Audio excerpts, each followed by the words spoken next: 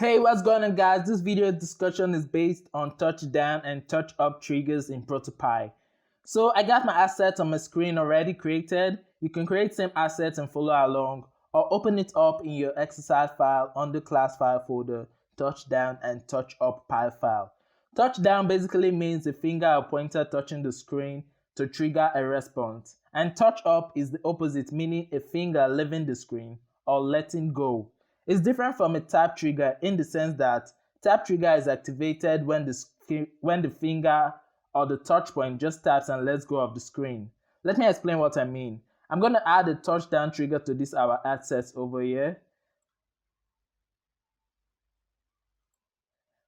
And I'm going to select a scale response to scale to 200 in width and 200 in height.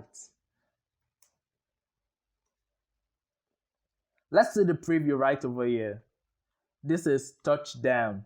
I'm going to close this right now. Now let's add a touch up trigger to the same asset and let's see how it goes. So I'm going to add a touch up trigger and I'm going to add scale as a response back to 100 by 100. That is 100 in width and 100 in height. Let's check the preview right over here.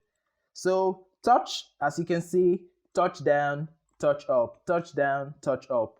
That's just how it works, and I'm going to close this right over here. So touch down and touch up may sometimes work together or separately. That's all for this video. Let's go on to the next video.